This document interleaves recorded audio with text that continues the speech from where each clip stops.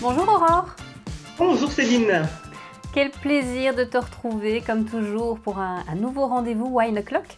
Aujourd'hui, on se donne rendez-vous pour une dégustation. Alors on va Oui. laisser un peu de côté, je pense en tout cas, on va voir ce que tu as prévu aujourd'hui, mais on va laisser de côté les rosés pour déguster un rouge. Alors quel domaine as-tu choisi Aurore? Et oui, on a beaucoup parlé des rosés. Maintenant, l'automne arrive, l'hiver aussi. On va pouvoir déguster. Alors, les vins rouges, il y a un large panel. Et pour commencer, je voulais te proposer un Côte de Provence rouge, qui est un vin issu du château Pas du Cerf, qui est situé à la Londe-les-Morts, dans le Var. Donc, on est sur les côtes de Provence. On est sur un vin qui va avoir de la puissance, du caractère, qui sera voilà, un bon allié pour nos plats qui vont commencer à arriver sur les tables d'automne. D'accord, domaine du Pas du Cerf, quelle est son Oui. histoire? Alors, l'histoire du Pas du Cerf, c'est une très longue histoire. C'est un domaine qui a été créé, tiens-toi bien, en 1848 et aujourd'hui, il est exploité par la huitième génération. Ah Euh, oui. une particularité dans ce domaine, et ça en fait aussi tout son charme, c'est que ce sont uniquement des filles qui ont. Alors, chaque génération a fait des filles et ça a toujours été des filles qui ont été à la tête de ce domaine. Incroyable. Donc, Waouh. encore aujourd'hui, ce sont trois sœurs qui dirigent ce beau vignoble. Donc, comme je te disais, ça commence en 1848. À l'époque, c'est le premier propriétaire qui achète la bâtisse, qui s'appelait Martin Bonaventure. Et lui, il achète tout petit. Au début, il achète 8 hectares. Il y a 6 hectares de vignes, 2 hectares de forêt. De là, on va commencer. Alors, au début, il fait du vin un petit peu, voilà, comme ça. Petit à petit, ça va un petit peu s'agrandir. Les générations qui suivent vont, chaque fois faire des filles qui vont prendre le relais, qui vont étendre un petit peu tout ça.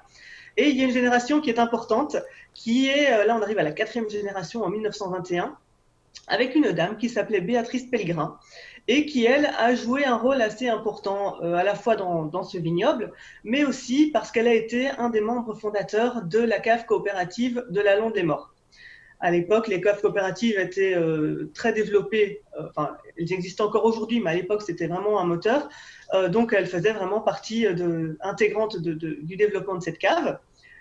Les années ont continué, des filles se sont toujours succédées à la tête de ce domaine. En 1954, nous avons un autre propriétaire, un autre membre important, c'est le père de Madame Galtieri. Donc Madame Galtieri, c'est la propriétaire actuelle, qui a donc trois filles qui gèrent le domaine. Mais le père de Madame Galtieri, en 1954, lui, va d'un coup bien augmenter et agrandir ce domaine. Et là, il va acheter le château voisin qui faisait 600 hectares de forêt et 20 hectares de vignes. D'un coup, voilà, ça prend de l'ampleur. Alors, il faut savoir qu'ils ne vivaient pas à ce moment-là de la vigne, du travail de la vigne uniquement, ils avaient tous un autre travail à côté.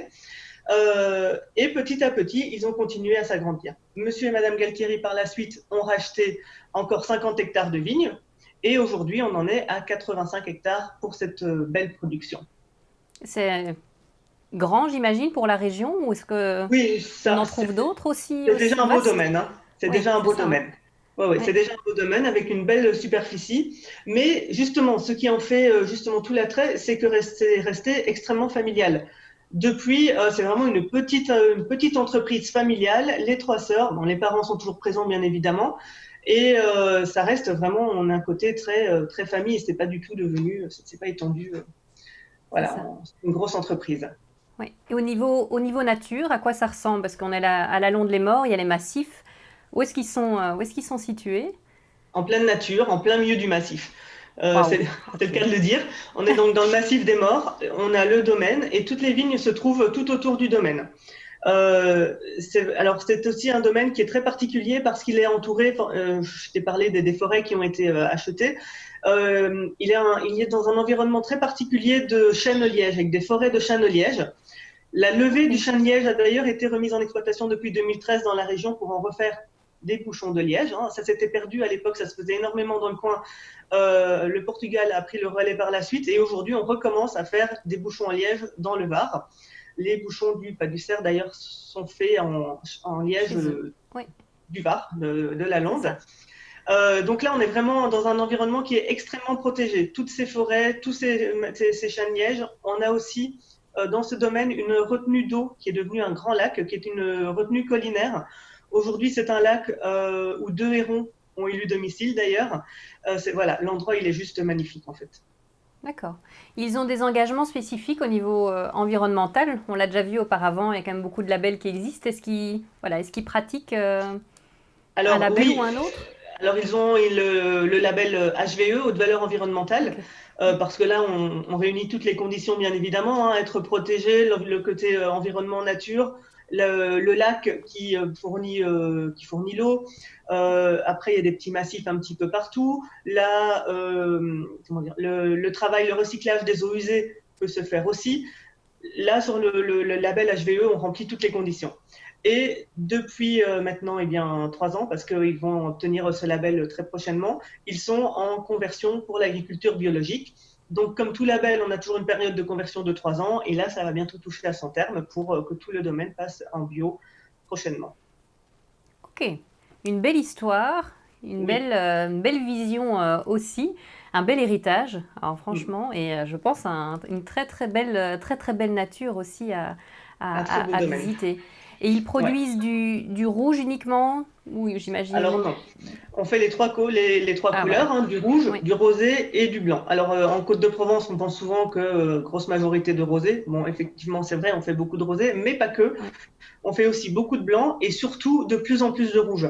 C'est encore un peu méconnu pour des côtes de Provence, mais aujourd'hui les côtes de Provence rouges se développent très très bien. On a des techniques de vinification qui sont d'autant plus performantes.